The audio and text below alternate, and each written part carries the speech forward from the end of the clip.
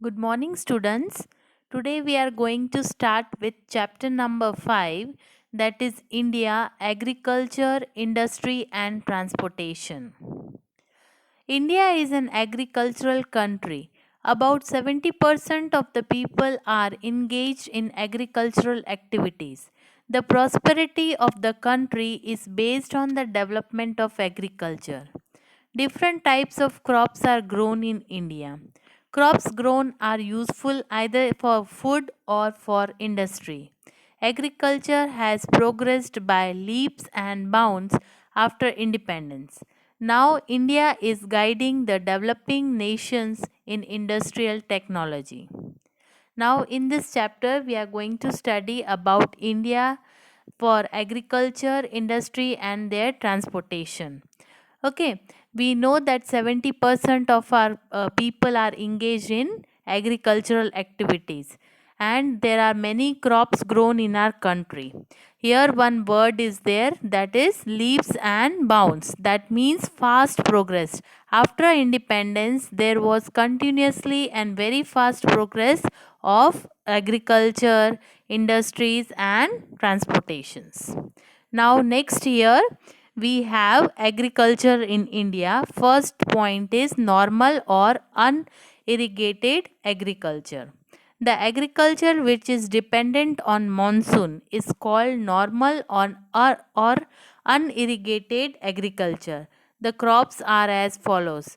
Means here some crops are given which are dependent on monsoon season. First is sorghum and millet. Sorghum means juar. Millet are grown in arid regions. Sorghum is grown in Madhya Pradesh, Maharashtra, Rajasthan, Gujarat, Karnataka, Andhra Pradesh and Tamil Nadu. These are the states where sorghum is mostly grown. Now millet is grown in Rajasthan, Gujarat, Maharashtra, Haryana and Uttar Pradesh. Rajasthan is the largest producer of bajra in India. Next page, you have map. In that you have food grains.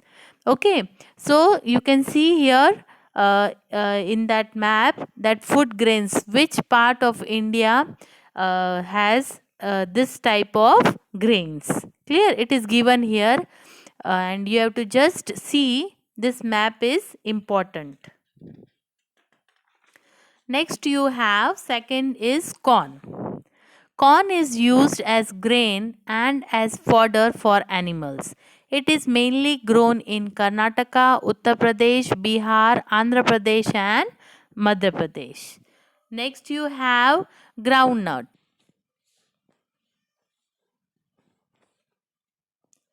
Groundnut requires less rain to grow.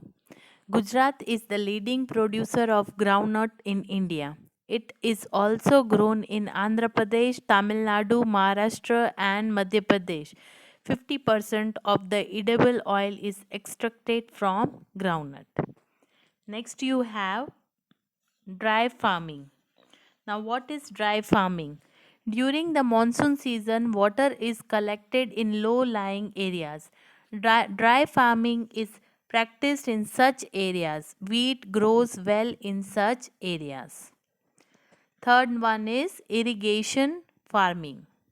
The land where the farming is done through irrigation, like wells, lakes, canals, etc., is called as irrigation farming. In India, on 30% of land, irrigation farming is carried out.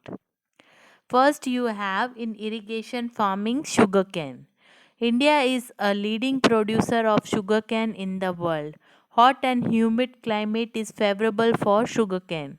Sugarcane is grown in Punjab, Gujarat, Uttar Pradesh, Andhra Pradesh, Maharashtra, Haryana, and Tamil Nadu. It is very easy to understand these, but these are very important points. We should learn it. Next is cotton. Cotton crops take 6 to 8 months to get ready. The sky should be clear when it is harvested. It is mainly grown in Gujarat, Maharashtra, Andhra Pradesh, Haryana, and Punjab. Here on this page, you have things to know. Here it is given about Punjab. Punjab is a leading producer of wheat.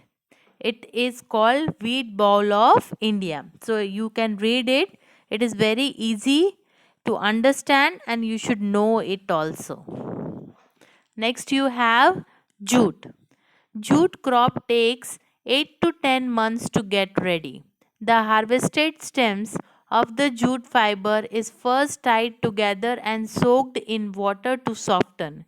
The fibers are then stripped from the stacks in long strands and washed in clear running water. Then they are hung up or spread on thatched roofs to dry. Jute is grown in West Bengal, Assam, Bihar and Orissa. You can see in the picture here, picture is also there where you can see the jute. Okay. Next you have paddy. Paddy means rice fields. Paddy is an important crop of India. It is the staple diet of most of the Indians. It is grown in mainly West Bengal, Bihar, Punjab, Assam, Madhya Pradesh, Odisha, Kerala, Tamil Nadu and Gujarat. Next you have plantations. Here we will learn about tea plantations and coffee plantations.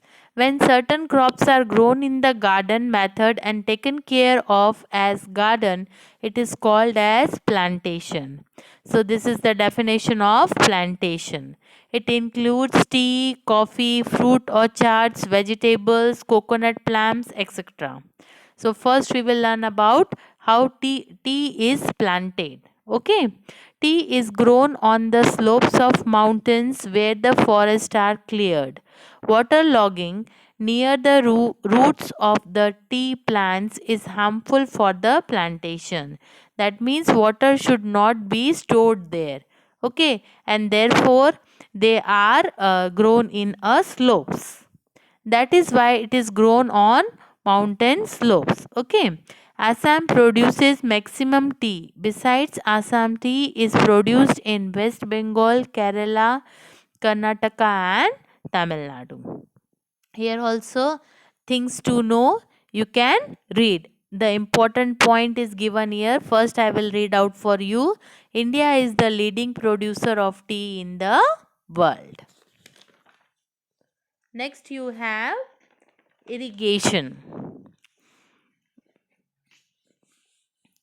Monsoon in India is irregular and uncertain. We know sometimes there is less rain, sometimes heavy rainfall is there. So it is irregular. Most of the states experience scanty rainfall for a short period of time.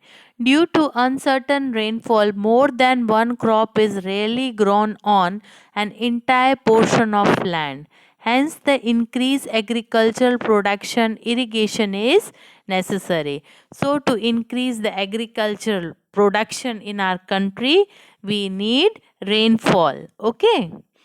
And next you have here same page industries. Now we will learn about industries. Here before that one map is given irrigation of India. That also you go through it.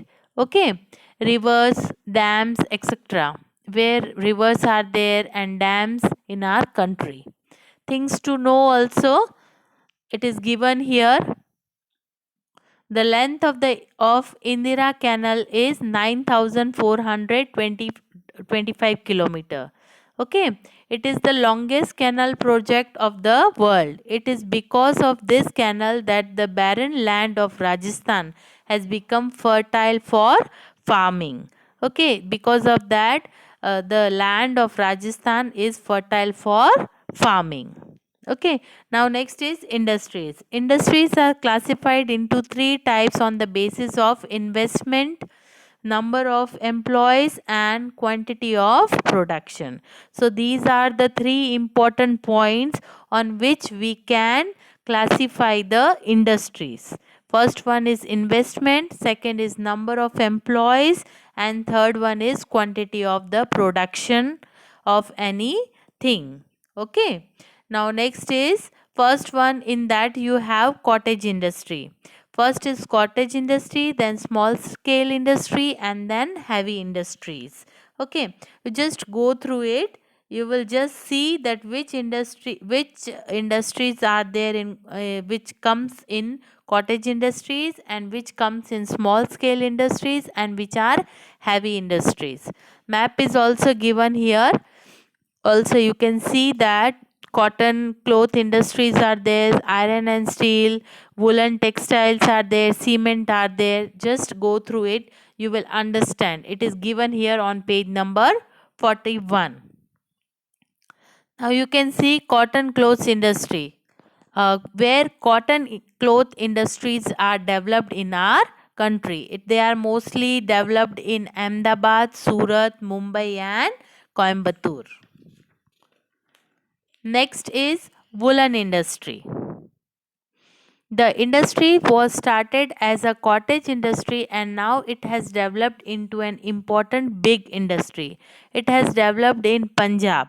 Okay, the main center is Ludhiana, Maharashtra, Gujarat and Haryana. Sugar industries, where sugar industries are there in our country.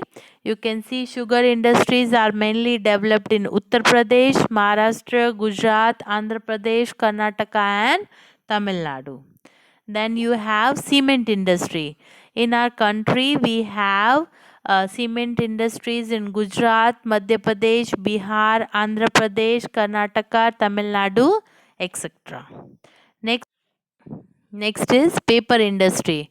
Paper is used daily by everyone. In India, the paper mills are situated in West Bengal, Uttar Pradesh, Maharashtra, Tamil Nadu and Gujarat. Okay, you can see here 2 points are given. Paper used in newspapers and the papers which are used in currency note. Okay, it is given here. Paper which are used in newspaper is made in Nepanagar, which is in Madhya Pradesh, and the currency note is made in Hoshangabad and Devas. Next you have iron and steel industry. From small nails to huge machinery and their spare parts, everything is made by the iron and steel industries. Now here things to know some important things are given where iron and steel industries are located in our country. Just go through this all things to know. Next you have jute industry. Okay, so jute industries are also there. They are also in demand, but nowadays what happens, bags are made from artificial fibers. They are in more demand, so jute industries have gunny bags, jute bags, etc.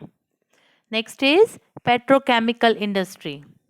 So where petrochemical industries are there, you can just see mineral oil is extracted from the interior of the earth. There are many components in mineral oil. Different components are separated after its purification to get kerosene, diesel, petrol, tar, coal, etc. This industry is dependent on mineral oil. The refineries in Vadodara, Jamnagar, Mumbai, Vishakhapatnam, Chennai, etc., they purify mineral oil. Now next you have dyeing and the pharmaceutical industries. Okay, they have many chemicals, soda ash, petrochemicals, etc. So chemical fertilizers are also used more in agriculture. The chemical fertilizers factories are located at Kalol, Vadodara, Sindri, Mumbai, Gorakhpur and Durgapur. Okay, so it was about petrochemical industries. Now next you have transportation in India. So we know about the transportations. Roads and transportation are not only used by man to transport goods from one place to another, but also to bring the people nearer to each other. It helps in promoting the unity of a nation. So there are roadways, airways, railways and waterways in India. Along with them we have ropeways also. Okay, and pipelines are used to transport liquid also.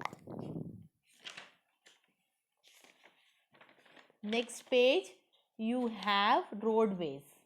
Okay, you have one map also here. You can just go through it. National highway is there, and then some other national highway num means the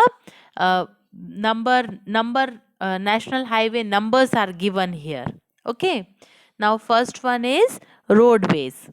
Roadways are a unique feature of a nation and are equally beneficial.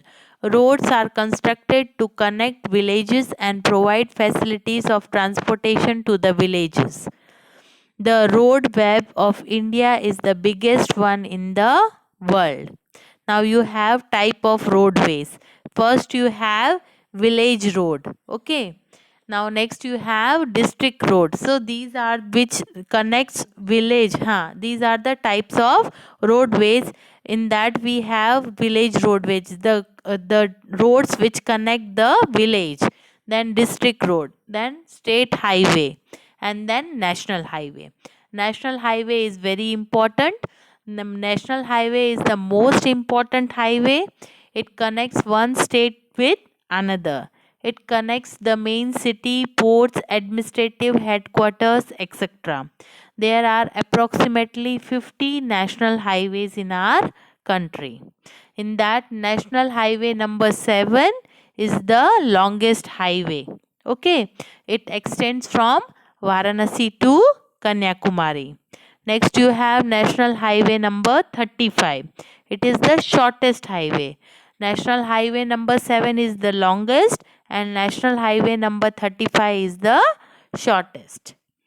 Next, you have second one, railway. Indian Railways is very important mode of transportation. Many people travel together at the same time. Goods in bulk quantity can be transported together. Traveling has become faster, and today instead of coal, diesel or electric engines are used. There are metro rails in Delhi and Kolkata. Next, you have waterways.